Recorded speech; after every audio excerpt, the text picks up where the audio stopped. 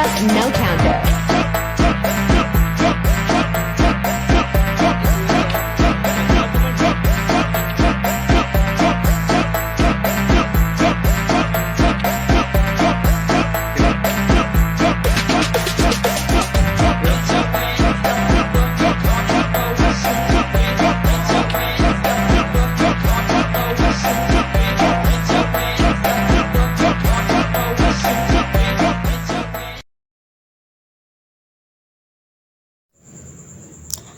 Legenda yang berceritakan perjuangan seorang anak Betawi. Ia bernama Pitung. Ia tinggal di sebuah kampung yang bernama Kampung Bojongkenyot. Dan di kampungnya pula, ia terkenal sebagai jagoan silat. Tak segan, ia membantu banyak tetangganya yang membutuhkan bantuan. Tak lain seperti saat kampungnya didatangi oleh Belanda. Sejak Kampung Bojongkenyot didatangi Belanda, sering terjadi bentrok antara penduduk kampung dengan Belanda. Dan pada saat itu pula, Menir Belanda dengan 2 putri beserta 1 anak buahnya pergi untuk mencari makan di sekitar Kampung Bojongkenyot. Ayo kita bersama-sama menuju perut gede itu. Yuk, Pi, asik, Pi, cepetan. Ayo.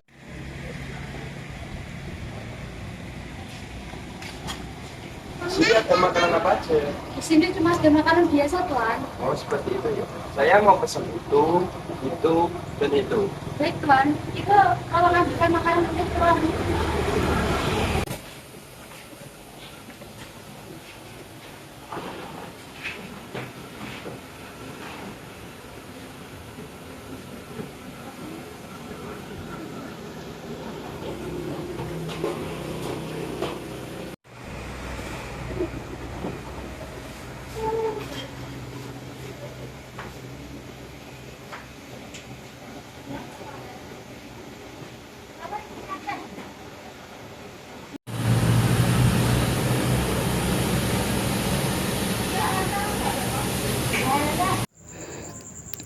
Setelah selesai makan, Menir menyuruh Maria dan Lala untuk keluar terlebih dahulu. Karena Menir yang keluar dengan seenaknya, maka terjadilah keributan antara Menir dan si emak. Melihat kejadian itu, Pitung datang dengan emosi. Maria, Lala, kalian pulang dulu aja ya. Ya, Pi.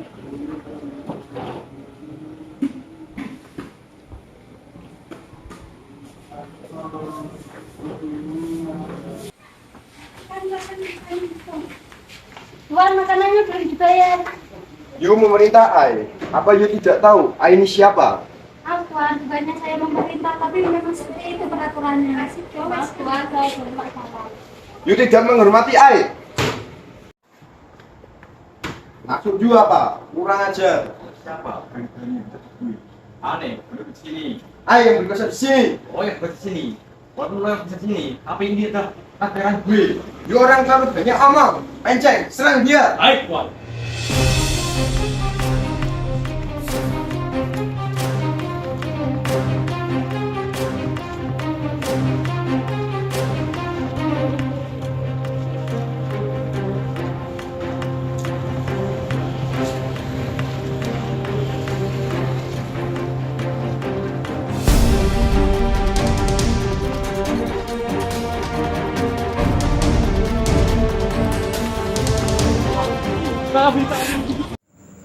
Dan pada akhirnya, Penceng pun berhasil dikalahkan oleh si Pitung.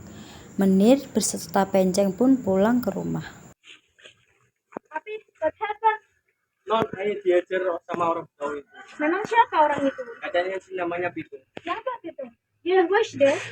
Banyak yang bilang kalau dia jagoannya Betawi. Keesokan harinya, Maria dengan Lala yang sedang berjalan-jalan di taman pun tak sengaja mereka bertemu dengan Pitung. Dengan menatap mata, dan pada saat itu pula benih-benih cinta pun tertanam di hati Pitung dan Maria.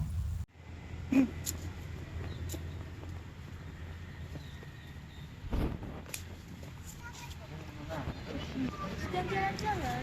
Iya, kita orang lagi cari udara segar. Sister, Ai mau ke sana dulu ya cari angin. Iya, jangan jauh-jauh. Boleh ke teman Nona? Nama Ai Maria, nama Yu siapa? Itu mau Kak, Yu menemani Ai mengelilingi kampung ini? Iya, baiklah.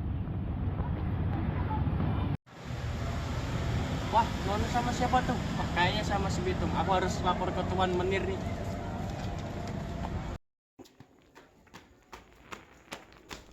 Tuan, Nona Maria sedang berjalan-jalan di taman bersama si Bitung.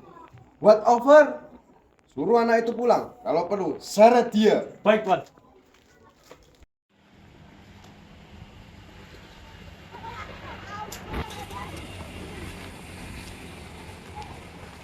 Non. Non Maria suruh pulang Tuan Menir. Aku tidak mau pulang. Itu.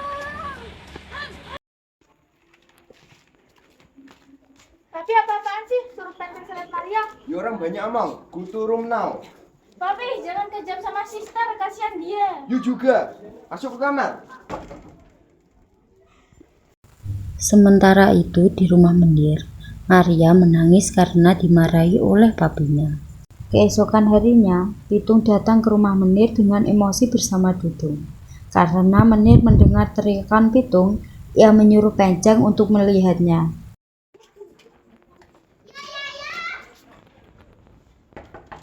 Hei Menir, keluar lo. Hei Benceng, itu siapa yang tidak di depan rumah? Coba kamu lihat dulu. Siap, Tuan. Ngapain lu teriak-teriak di depan rumah bos gua? Panggil bos lo. Tuan, duluan aja si Bitung. Mari kita keluar.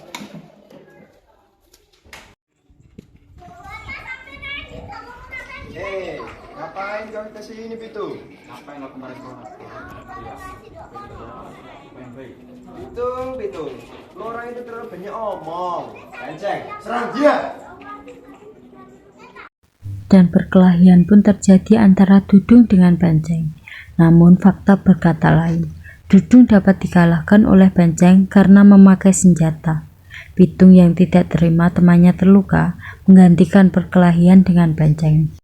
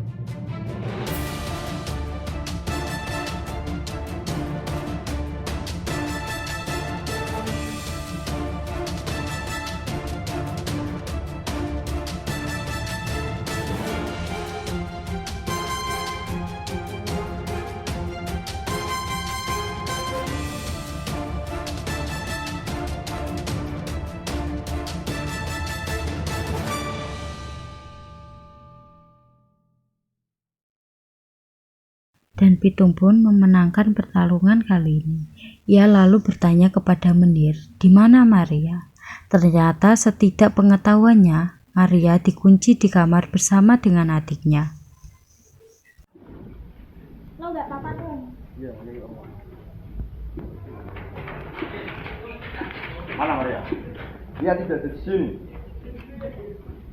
Lalu keesokan harinya, karena Menir kesal 2 kali kalah terhadap Pitung yang mengadakan sayembara untuk menangkap si Pitung dan membawanya ke hadapan Menir untuk dibunuh. Barang siapa yang bisa menangkap si Pitung, ia akan mendapatkan hadiah yang sangat besar dan berharga. Sayembara itu hinggap ke telinga Dudung. Ia langsung tergiur dengan hadiah yang ditaruhkan.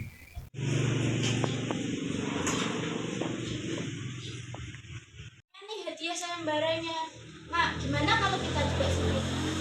Nah, apa lu bilang sih itu kan udah baik sama kita, masa mau lo jebak? Teman macam apa sih? Halo, nggak nape? Gimana? Mau bantuin ayah nggak? Ya enggak lah, nggak tadi untung. Dudung pun berjalan sendiri ke rumah si Menir dan mengasih tahu kelemahan si Pitung. Sedangkan emak yang mengetahui hal tersebut langsung memperingati si Pitung yang sedang tidur. Menir! Benceng, coba lihat siapa yang di depan rumah itu. Baik, Tuan.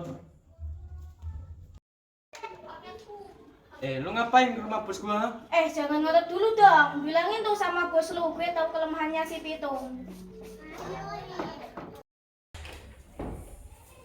Tuan, kata orang di luar, dia tahu di mana si Pitung dan kelemahannya si Pitung.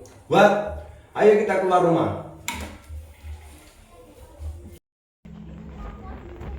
Ini hadiahnya. Ya sudah, apa kelemahannya? Oke, Pitung bakal mati kalau ditembak pakai peluru emas. Oh, peluru emas ya? Akan kucoba saranmu. Pitung, bangun. Iya, kenapa, Mak? Lo kudu hati-hati sama si Menir. Si Dudung ada rencana mau ngejebak lo tuh demi hadiah. Iya bang, abang kudu hati-hati ya. Ayo khawatir. Langsung khawatir, dengar sakit aja. Ye, lu dibilangin kagak percaya. Ya Allah, semoga itu Pitung kagak sampai kenapa-napa deh. Amin ya mak, itu khawatir. Iya. Keesokan harinya, Menir menyuruh Penceng menangkap si Pitung dan dibawa di sebuah lapangan. Menir juga menyuruh Penceng untuk memberitahu ke semua warga kampung untuk berkumpul di lapangan, kecuali si Pitung. Hei Penceng, tangkaplah si Pitung dan bawalah ke sini. Siap, Tuan.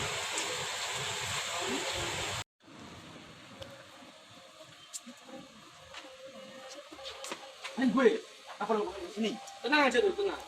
Bos gua akan ke sini. Mau. Hei Pitung, dari keren dulu. Dia bikin Ai marah. Ai akan bunuh dengan tangan Ai sendiri. Bang, babi, Pitung. Kenapa Maria? Bro, gak bisa ada di situ. Aku tulis sistem air dengarkan Pitung. Tempat dulu. Rasakan tembakan dari Ai. Kita tahu kan? Tapi apa? Menurut tekad menangkap mangsanya. Oke, kalau gitu Ai akan mengganti dengan peluru emas. Rasakan tembakan ini. Mati lo Pitung.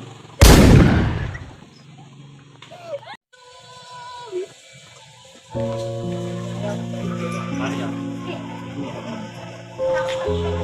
Saat Pitung sedang merasa kesakitan, Dudung sangat menyesal. Dia langsung mengambil golok yang Pitung bawa, lalu menusukkannya ke arah Menir. Dan pada akhirnya, golok tersebut mengenai dada si Menir. Dan akhirnya Pitung dan Menir tidak dapat terselamatkan lagi. Dan pada akhirnya, berkat perjuangan Pitung, mereka semua hidup dengan tentram dan tidak bentrok lagi antara Belanda dan Batavia. Maria memutuskan untuk tinggal di Batavia, sedangkan Lala kembali ke Belanda.